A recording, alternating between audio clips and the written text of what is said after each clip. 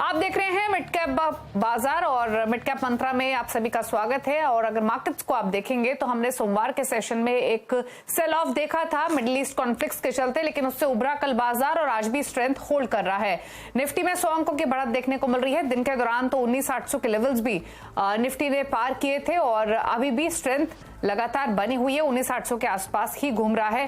Bank Nifty में 100-125 अंकों की मजबूती फिलहाल देखने को मिल रही है, लेकिन आउट परफॉर्मेंस दिखा रहा है मिड कैप इंडेक्स, जहां पर ऑलमोस्ट 1% की बढ़त देखने को मिल रही है। जोरदार तेजी के साथ हो रहा है कारोबार, तो एक्शन मिड कैप्स की तरफ आज शिफ्ट होते हुए दिखाई दे रहा है। इनफैक्ट इंडेक्स अगर आप देखेंगे तो अभी भी 250-300 अंकों पर है। एक समय में 300 अंकों से ज्यादा की बढ़त हम मिड कैप इंडेक्स पे देख रहे थे। लेकर आते हैं एनएससी स्टैट्स। ब्रेड आज मार्केट की पॉजिटिव है। 2200 से ज्यादा स्टॉक्स जो कि बढ़कर कारोबार कर रहे हैं, लगभग 750 स्टॉक्स जो गिरावट के साथ कर रहे हैं ट्रेड। तो ये रहा मिड कैप्स का हाल एनएससी स्टैट्स के थ्रू। और अब देखते हैं इंटरनेशनल मार्केट से मिल रहे संकेतों को, और उसके बाद मार्केट की बड़ी बातें आपको बताएंगे और स्ट्रैटेजीज पर खासतौर से करेंगे फोकस। एशियन मार्केट्स की शुरुआत कैसी हो फटाफट से देख लेते हैं। और यूएस इन्फ्लेशन का डेटा कल आना है, उसको तमाम ग्लोबल मार्केट्स काफी कीनली वॉच कर रहे हैं और कमोडिटीज भी। और आज अगर आप देखेंगे तो शुरुआत हुई है यूरोपियन मार्केट्स की। कैक तो इनफैक्ट 0.1% फिसला हुआ है, बाकी दोनों बाजार लाल निशान में हैं। एशियन मार्केट्स को देखेंगे सभी हरे निशान में ट्रेड कर रहे हैं, 2% तक की तेजी है।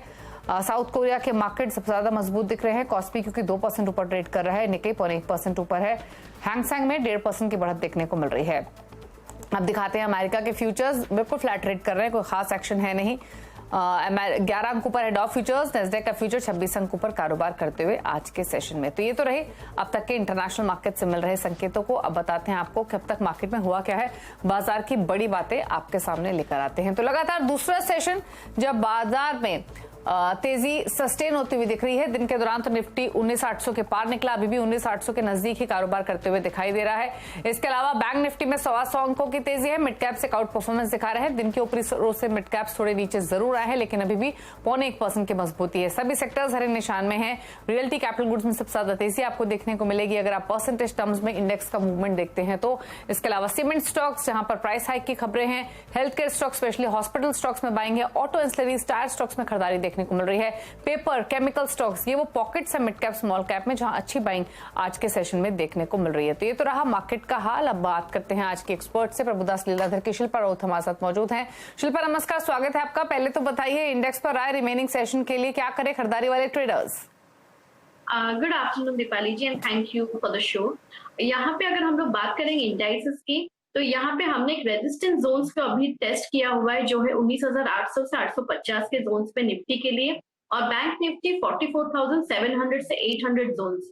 तो अगर हम लोग इसके ऊपर वापस सस्टेन करते हैं तो ही एक नया ट्रैजेक्टरी ऊपर खुलेगा, जहां पे bank Nifty towards 45,500 and Nifty again towards 20,200 के जोन्स को टेस्ट करेगा।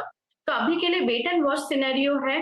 तो अभी के लिए एक fresh recommendation on the long side नहीं है, ना ही हम लोग अभी सेल इसको रेकमेंड करेंगे, बिकॉज सेल के लिए भी 19,700 के नीचे निफ्टी को सस्टेन करना पड़ेगा और वहां पे बैंक निफ्टी को बिलो 44,000।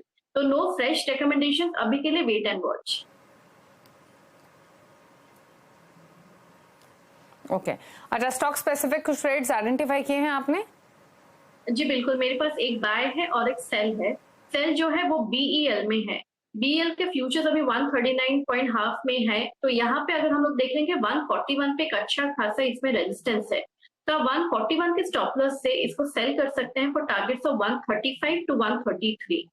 फिर मेरा दूसरा रहेगा बाय पीवीआर में। पीवीआर एक बहुत ही अच्छे रेंज में है, जहाँ पे 1700 पे अच्छा खासा सपोर्ट है। तो आप यहाँ पे 1680 के स्टॉप लॉस से आप लॉन्ग अटेम्प्ट कर सकते हैं फॉर टारगेट स्टिल 1800। थोड़ा पोजिशनल ट्रेड है, लेकिन सेटअप बहुत फेवरेबल है रिस्क रिवॉर्ड के हिसाब से।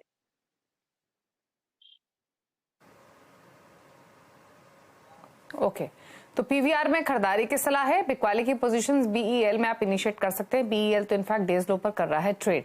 चलिए लेकर आते हैं मिड कैप्स का हाल और स्टॉक्स दिखाते हैं आपको जहां पर दमदार तेजी देखने को मिल रही है। इंडेक्स के स्टॉक्स तो आपने देखे ही, इंडेक्स का हाल भी देखा। अब लेकर आते हैं आपके सामने वो सिलेक्ट पॉकेट जहां पर एक अच्छा एक्शन खरीदारी का देखने को मिला। शुरुआत करते हैं सीमेंट स्टॉक्स के साथ, जहां पर प्राइस हाइक की भी खबरें हैं कुछ स्पेसिफिक रीजन्स में। रामको 3% ऊपर, एसीसी 3% ऊपर है, 5% का उछाल स्टार सीमेंट में। अंबुजा सीमेंट 1.5% की मजबूती दिखा रहा है। सरकारी बैंकों में सिलेक्ट स्टॉक्स में खरीदारी है।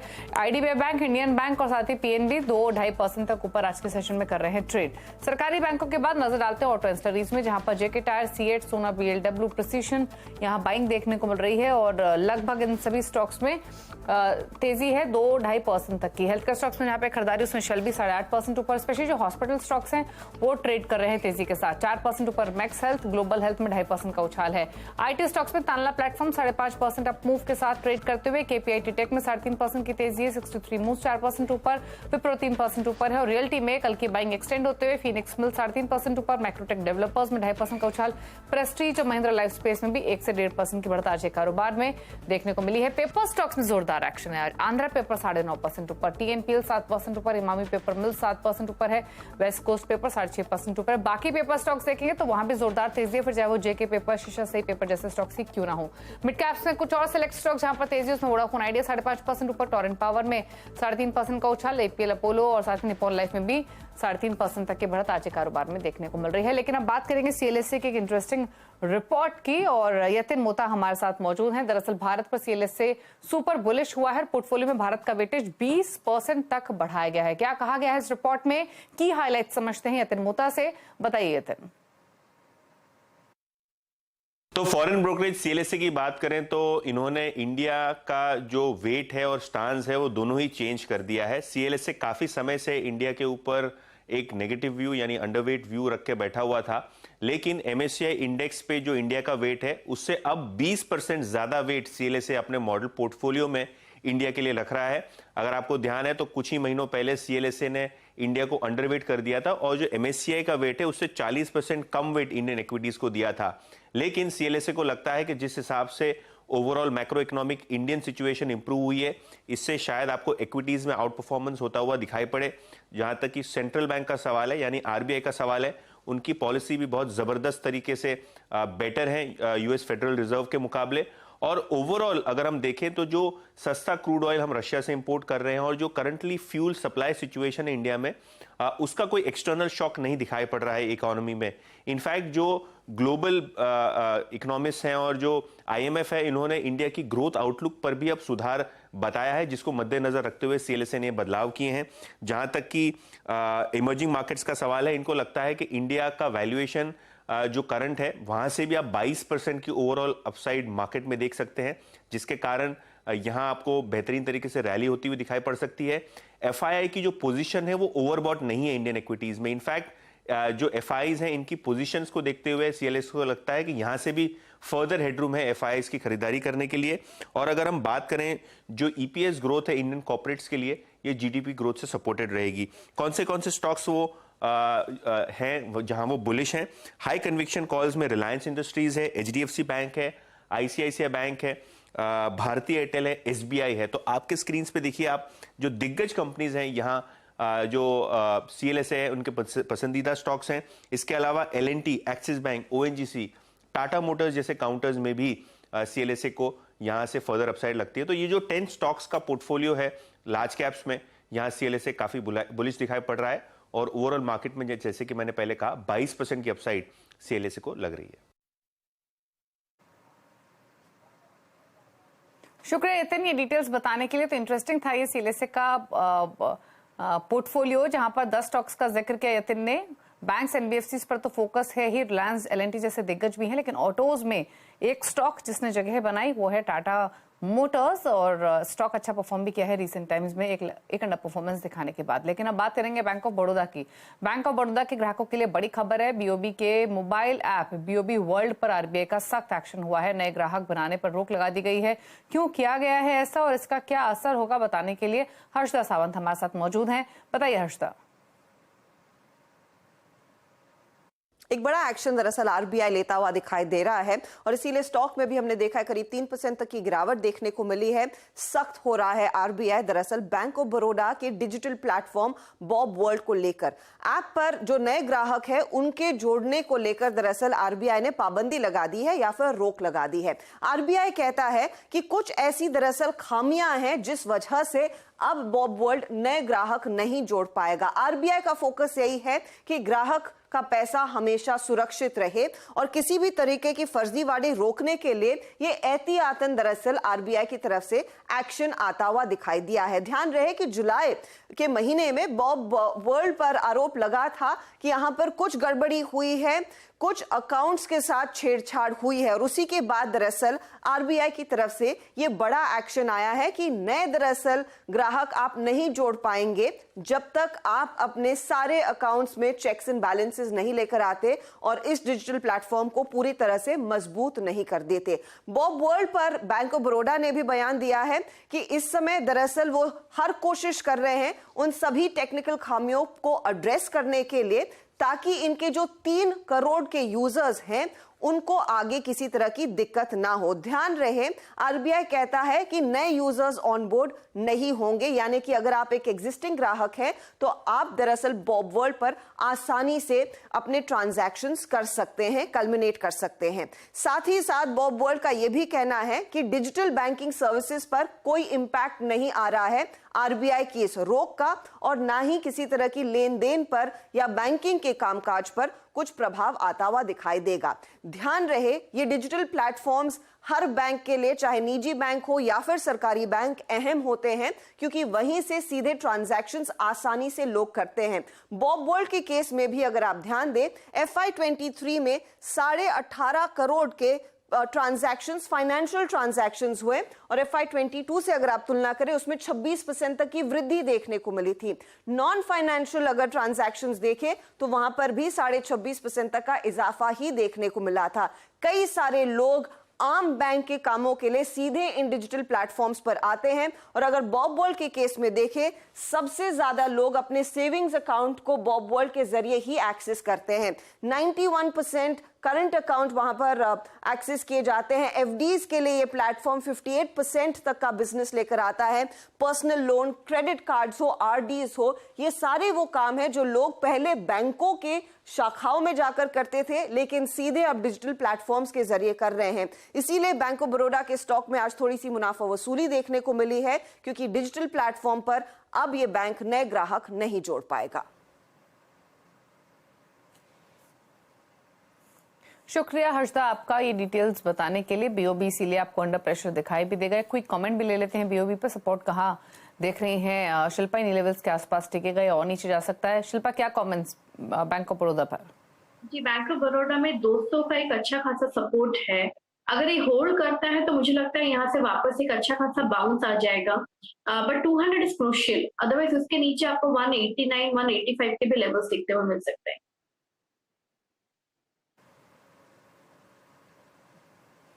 जी, तो ये रह रही बैंक ऑफ बड़ौदा पर। चलिए रुक रहे हैं इसी के साथ एक ब्रेक के लिए। ब्रेक के उस पर इजराइल हमास से जुड़ी अपडेट्स आपके लिए लेकर आएंगे। जल्द वापस आते हैं छोटे से ब्रेक के बाद।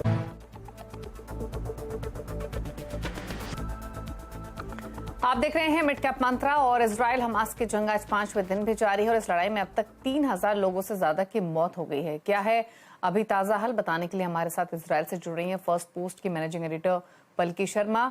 पलकी बताइए क्या अपडेट फिलहाल का?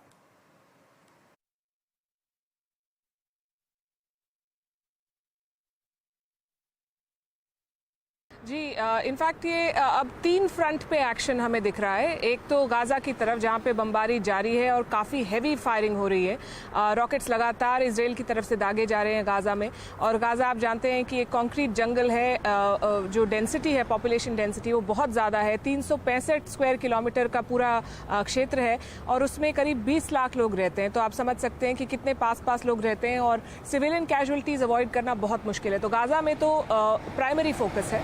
उसके अलावा लेबनान के बॉर्डर पे हिजबुल्लाह की तरफ से कुछ अटैक्स आए हैं और इजराइल ने उसका जवाब दिया है। कुछ मिलिट्री एक्शन वहाँ पे भी देखा गया है। सीरिया में भी जो ईरान के कुछ एसेट्स हैं उनके ऊपर इजरायली हमले की खबरें हैं। तो 3 दिशाओं में एक्शन हो रहा है। उसके अलावा ग्राउंड ऑफेंसिव की आपने बात की। Ground offensive is I would say not a question of if but when, क्योंकि पूरी तैयारी हो गई है। इजराइल की जो सेना है वो गाज़ा के बॉर्डर पे तैनात है और गाज़ा के बॉर्डर पे मैं आपको बताना चाहती हूँ कि 7 चेक पॉइंट्स हैं, जिनमें से 6 इजराइल की तरफ खुलते हैं और 1 इजिप्ट की तरफ खुलता है। तो पूरा उसको एरिया को सील किया जा रहा है, कंट्रोल किया जा रहा है, ग्राउंड ऑफेंसिव की तैयारी की जा रही है। और अमेरिका जैसे देश जो हथियार भेज रहे हैं, कल एक फ़्लाइट आई थी क्रिटिकल एम्यूनिशन के साथ। एक American worship USS Gerald Ford already यहाँ पे आ चुकी है और दूसरी वॉरशिप भी इस तरफ रुक कर रही है जिसका नाम है USS आइजनहावर। तो पूरी तैयारी है ग्राउंड ऑफेंसिव की और इस लड़ाई को एस्केलेट करने की। शुक्रिया आपका पलकी, डिटेल्स बताने के लिए। फिलहाल के ताज़ा हालात आपके सामने फिलहाल पलकी ने रखे और 5वां दिन है जब जंग जारी है, लेकिन कुछ स्टॉक्स भी लेकर आते हैं जो ऑन फायर हैं। और देखिए आप एक स्टॉक को, JK टायर को, जो हमारे मिड कैप लिस्ट में शामिल भी था, क्या जोरदार स्ट्रेंथ स्टॉक में देखने को मिल रही है। डेज हाई पर आकर कारोबार कर रहा है, 12-13% ऊपर आ चुका है इनफैक्ट अब आज के सेशन में। तो यहाँ पर काफी अच्छी स्ट्रेंथ है, 304 के लेवल्स देखने को मिल रहे हैं। इसके अलावा आप देखिए एक मिधानी को, मिश्र धातु निगम, क्या शानदार मोमेंटम स्टॉक में आज के कारोबार में देखने को मिल रहा है। ये भी जोरदार तेजी के साथ कर रहा है ट्रेड। तो स्टॉक्स हैं जहां पर काफी अच्छा एक्शन है आज के सेशन में। JK टायर अब 12.5% ऊपर है। अब एक स्टॉक लेकर आते हैं हीरो मोटोकॉर्प और शिल्पा से इस पर राय भी लेते हैं। ये 3084 पर ट्रेड कर रहा है, 3.5-4% ऊपर और महज पिछले 10 से 15 मिनटों के दौरान इसमें ये शानदार बाइंग आते हुए दिखाई दी है। एक बार फटाफट से देखिए हीरो मोटो का चार्ट। शिल्पा, और बताइए क्या सजेशंस इन स्तरों से ट्रेडिंग की अपॉर्चुनिटी दिख रही है इस अपमूव के बाद? ऑलरेडी जिनके पास हो वो क्या करें? जी बिल्कुल, यहाँ पे हीरो मोटो पे एक अच्छा खासा बेस बन गया है 3000 के जोन्स पे। तो यहाँ पे ऑन एवरी डिक्लाइंस टुवर्ड्स 3000 आप बाय कर सकते हैं। मुझे लगता है यहाँ से हीरो मोटो एनी टाइम आपको टुवर्ड्स 3300 तक के लेवल्स दिखाएगा पोजिशनल। तो एक बहुत अच्छा सेटअप है, आप इसमें डेफिनेटली बाय कर सकते हैं। ऑन डिक्लाइन में आप एक्यूमुलेट कर सकते हैं। ओके, हीरो मोटोकॉर्प अप 3089 पर कारोबार करते हुए एक शानदार मोमेंटम स्टॉक में देखने को मिल रहा है आज के सेशन में भी। कुछ और स्टॉक्स दिखाएं तो अभी हमने JK टायर का तो जिक्र किया ही था। इसके अलावा अगर कुछ स्टॉक्स देखते हैं तो केमिकल स्टॉक्स में बाइंग देखने को मिल रही है। लक्ष्मी केमिकल्स में एक अच्छी स्ट्रेंथ आज के कारोबार में, एस्ट्रा माइक्रो स्ट्रेंथ दिखा रहा है। मॉइल के स्टॉक में पिछले कुछ मिनटों में कुछ एक्शन खरीदारी की तरफ आते हुए दिखाई दिया। ये स्टॉक भी डेज हाई पर कारोबार कर रहा है। तो स्टॉक स्पेसिफिक एक्शन तो काफी जोरदार है आज के सेशन में और काफी अच्छी बाइंग मोमेंटम भी देखने को मिल रहा है। 1-2 स्टॉक्स और लेकर आते हैं आपके स्क्रीन पर और उस पर राय ले लेते हैं। हालांकि कैश मार्केट के स्टॉक्स में काफी आइडियाज हैं जो कि स्क्रीन पर आ रहे हैं। अच्छा, ये हेल्थ केयर स्पेस से क्या सजेशन रहेगा आपका शिल्पा? क्योंकि यहाँ भी अगर आप हॉस्पिटल स्टॉक्स देखेंगे तो काफी अच्छा एक्शन खरीदारी की तरफ देखने को मिला है। कुछ और स्टॉक्स भी हैं कैश मार्केट के, आयुल केमिकल जैसे जो अच्छी बाइंग दिखा रहे हैं। मेदांता, अपोलो हॉस्पिटल जैसे स्टॉक्स भी स्ट्रेंथ में हैं। अपोलो हॉस्पिटल इन पर्टिकुलर कैसा लग रहा है लेवल से? जी बिल्कुल, यहाँ पे हेल्थ केयर डायग्नोस्टिक स्पेस पूरा ही एक अच्छे मोमेंटम में है। तो यहाँ पे पर्टिकुलरली अपोलो हॉस्पिटल की बात करेंगे तो वो भी एक पोजिशनल टारगेट्स टुवर्ड्स 5400 के लिए एकदम सस्टेन कर रहा है। यहाँ पे आप यहाँ पे ऑन डिक्लाइन से बाय कर सकते हैं। जैसे ही 5050 के स्टॉप लॉस से आप यहाँ पे लॉन्ग बने रह सकते हैं। For targets on immediate basis 5240 से 5300। और थोड़ा पोजिशनल किसी को प्ले करना है तो मुझे लगता है 5400 के भी लेवल्स इसमें वेरी लाइकली अचीवेबल है। ओके, चलिए ये रह रहे हैं अपोलो हॉस्पिटल पर 5100 पर फिलहाल कारोबार करते हुए। चलिए फटाफट से लेकर आते हैं खिलाड़ी नंबर 1 का अपडेट। प्रूडेंट ब्रोकिंग सर्विसेज के प्रदीप होचंदानी, 5paisa.com के रुचि जैन और बंक के नीरज चेता के बीच मुकाबला चल रहा है। दिखाते हैं पहले अपडेट्स इनके पोर्टफोलियो से। प्राज इंडस्ट्रीज एक ट्रेड था रुचित के पोर्टफोलियो में, ये ऐड कर रहे हैं इस ट्रेड को, खरीदारी की सलाह दे रहे हैं 635 के लक्ष्य के लिए।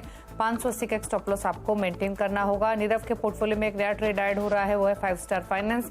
850 के टारगेट है, 715 का स्टॉप लॉस, 747 पर फिलहाल कारोबार करते हुए आज के सेशन में। अब दिखाते दिखाते हैं आपको रिटर्न की स्थिति क्या बनी हुई है मुनाफे के मीटर में। और 13% के रिटर्न के साथ नीरव शिदा पहले पायदान पर है। रुचि जैन का पोर्टफोलियो क्लोजर टू 5% के रिटर्न दे रहा है। प्रदीप का पोर्टफोलियो 2.5% के रिटर्न लैंड कर रहा है। तो ये तो रहा अपडेट। इसी के साथ एक ब्रेक मिड कैप मंत्रा में, और ब्रेक के उस पर आप देखिए न्यूयॉर्क कंपनी में बातचीत करेंगे एनसीएल इंडस्ट्रीज के गौतम से। एक ब्रेक के बाद नमस्कार।